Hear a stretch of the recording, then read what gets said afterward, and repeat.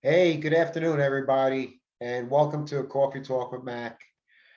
I just wanted to do a quick talk here about some certain things that's happened in the news today, political scenes. But first, of course, with the Coffee Talk with Mac, talk about the coffee. Okay, Vermont Coffee Company, medium roast. I like it.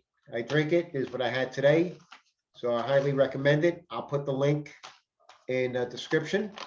This way, you can look at it. And of course, as always, if you want to read some studies about the benefits, the health benefits of drinking coffee moderately,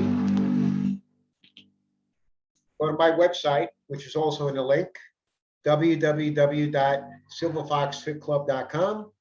And I have some documentation there about the health benefits of coffee with a couple of studies to prove it. Okay, so again, Vermont Coffee Company, really good coffee. It's one of my favorites, Pete's, Vermont, and Organics. So today, very quickly, I want to talk about a couple of items that are in the news.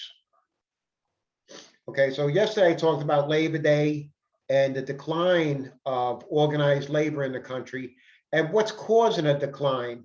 In 1970, we had 26% of the labor force was organized union labor. Now it's less than 12%, probably closer to 11%. And in 50 years, it declined that much. So there are many different factors that are causing that decline. But mostly that decline is in Democrat-controlled cities, which is kind of ironic because they always say that they support unions. But most of the decline is in those Democratic-controlled urban areas. So that was yesterday's topic for Labor Day. Today's topic, I'm going to be talking about the continuing story of what's happening in Afghanistan. Okay, and there's a lot coming out now that we need an aggressive media, and we just don't have it. We need investigative reporting to dig in finances about why these things happen. Well, first of all, we have the July 8th press briefing where Biden says the collapse of Afghanistan is not inevitable. They have an army of 300,000 strong. They should be able to withstand, with our support, 75,000 Taliban because we have air superiority. Well, lo and behold, less than a month later, Afghanistan fell. Then a couple of weeks later, Kabul fell. And you know what? We didn't give them that air support, which they needed. And because we didn't give them that air support, many of the Army regulars, surrendered or deserted, went home. So then the evacuation started. Number one, why were we going by a Taliban timeline? What kind of agreement did we have in place with the Taliban that we made the Taliban, who weren't even in charge at the time in July, that we were going to listen to their timeline? No, we had troops on the ground. We had air superiority. We controlled the base. We had American citizens there and Taliban supporters there that we had to take care of. So why did we have to follow this August 31st timeline? Well, it was ill-conceived and ill-advised to do so. And now the administration is just plain out lying. Okay, Blinken says that, there was this agreement in place and phone calls were made, and it's going back to the spring that they were talking to the Taliban about a timeline. Then Joe Biden says that, well, he was kind of tied to the timeline because of the prior administration. He keeps blaming the prior administration. Well, the prior administration's timeline was May, which they couldn't come up with, so they extended it to August 31st. But this is from a president who has changed or altered 18 prior administration policies and directives. One of the first things he did when he took office, within the first month, he changed policies on 18 different things.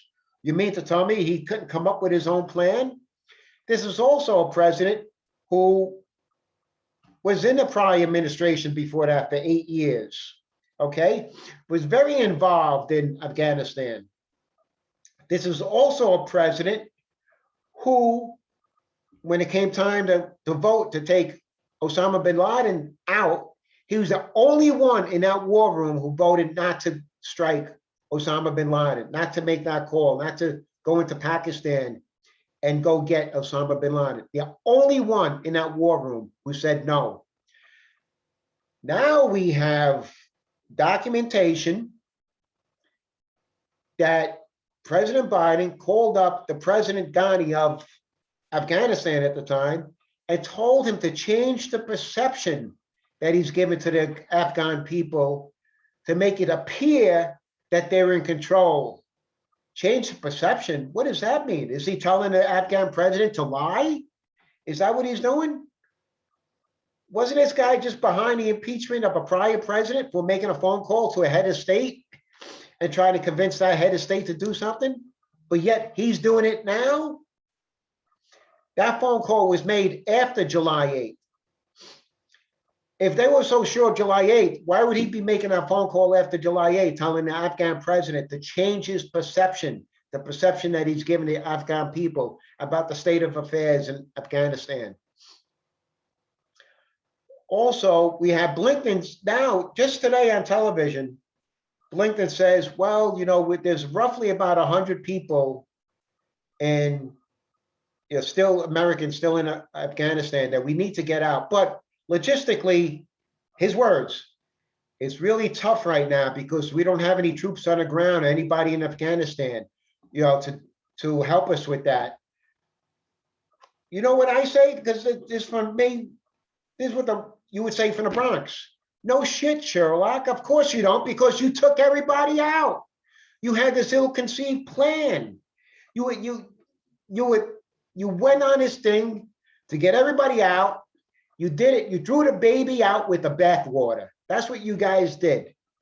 You didn't get the people out, and now you're blaming that you don't have people in place to get the people out. Come on, man. As your boss will say, come on, man. What's going on here?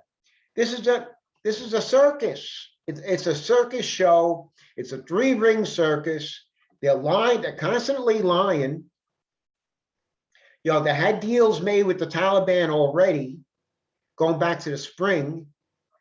He made that phone call to the president to try to get him to change his perception to the Afghan people. He lied on July 8th, saying it's not inevitable that Afghanistan will fall, but yet they knew going back in the spring that Afghanistan may fall. They didn't provide Afghan army with the air support that we had for 20 years. We had air superiority over there for 20 years. He didn't provide it to the Afghan army when we should have provided it to the Afghan army. You get the American civilians out first. You get the Afghan civilians out second, the ones who supported us. They were our support staff, interpreters, scholars, people like that who supported us. You get them out second. You get the equipment out, and you start, and if this was your plan, you start getting the equipment out when you came up with this plan early spring. Then the troops are the last to leave, okay? That's if you decide to evacuate the whole plane. That's the plan. And that's me coming up with this simple plan. A simple man coming up with a simple plan, but simple-minded people in Washington couldn't come up with this simple-minded plan. Where it's a shit show, it's a shit sandwich, and to paraphrase a movie, we all have to take a bite of it. And why? It gave the impression that the Taliban caused our retreat. It gave the impression to the world that we retreated. Not that we were leaving. No, we retreated hastily, okay? Because they were on our heels and they made us go. Now we're begging for their help, or what? What are you going to do? You just left the country. What are you going to do? What kind of threat are you going to make to them? Or else what? So stop this charade. And now they're on a tour, going around the country for natural disaster, promoting climate change legislation. And a reason for that is they're changing the subject, okay? They had a disaster unfold because of their doing in Afghanistan, and now they are changing the subject. Now the biggest threat to Americans is climate change. No, the biggest threat to Americans is still terrorism from abroad, but they're changing the subject, okay? So this is crazy what's happening. The guy has no clue with foreign policy. We should have saw that from the beginning. Everybody knew it. 1 in 5 Biden supporters now regret their vote. A new poll that was taken, 1 in 5, that's 20%. That 20% would have made the difference.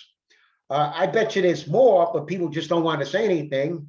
A lot of Biden supporters you didn't hear boo from them for the last 2 weeks with the collapse of Afghanistan and the way we retreated out of Afghanistan. He made a mockery of the military, and he left people behind when he promised to George Stephanopoulos on national TV on an interview, we will stay there indefinitely until all Americans are out. Guess what? All Americans aren't out, and they left, and they knew they left them there. Okay, so it's a crazy, they don't know what they're doing. You damaged you talk about perception, you damaged our perception in the Middle East. People see you as weak now, not strong, okay? Israel can't trust you now. Our biggest ally in the Middle East has lost trust in you. NATO is even condemning this move, okay? Because you put NATO in jeopardy. Yeah, why? Because now Russia's going to see that you're weak and you may not support NATO.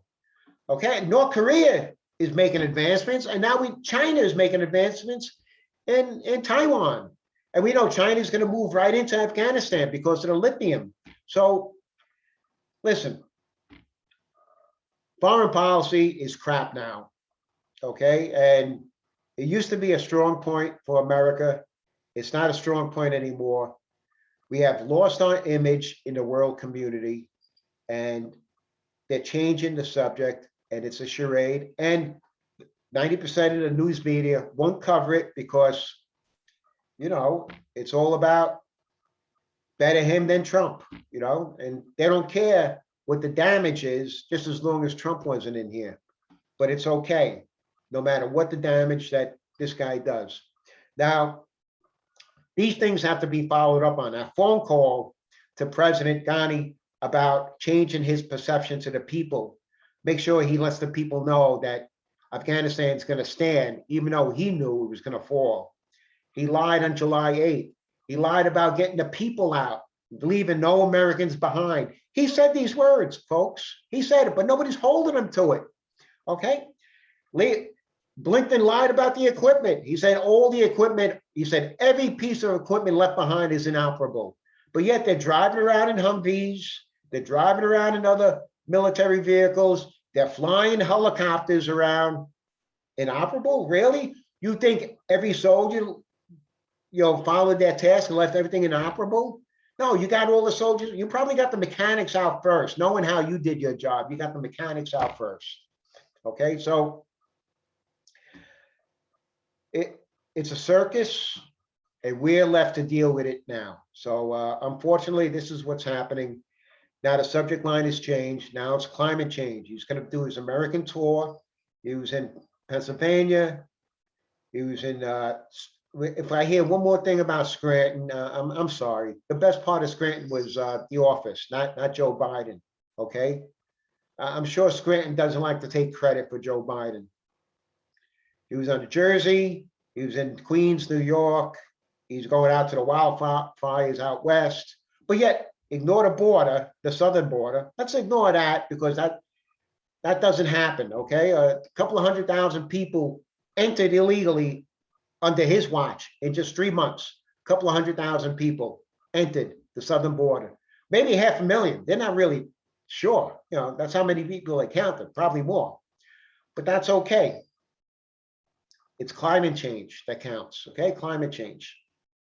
So he's looking to make deals with the Taliban, whose number one guy is on a terrorist fly list, no-fly list for being a terrorist associate. Number two person was a terrorist. 4 out of the 5 people they traded for Burgo are in charge of this government, are leaders of this government. So that goes to show you that when they were traded in the exchange, they went back to the battlefield. Okay, so folks, this is a bad, this is why they're changing the subject, because this was so bad. This was one of the worst foreign policy disasters, one of the worst in my lifetime. There's the embassy in Iran in 1979, Gulf of Tonkin maybe, Bay of Pigs, when Kennedy first took over. So, but this is a really, really bad foreign policy flop, and we're all left to deal with it. So there's a lot of questions that have to be answered by this administration, and we need some good people in the press to keep pressing, keep asking these questions, because we want answers, okay? We want answers. They have lied to us in the last 2 months, since July 8th, 2 months now, they've been lying to us. Write out lies. It's on record. Numerous press releases, on record, lies, okay? So will they be held accountable? And that's what we need to know. So anyway, that's it, little quick segment. Venting and getting this political stuff off my chest, because this is really bad news what happened in Afghanistan, and now it's being forgotten by the mainstream media. So please, folks, none of us should really forget it. We should keep up and keep it going in the press, okay? So take care, and don't forget, drink coffee, organic coffee, drink good coffee. And till next time, bye, folks.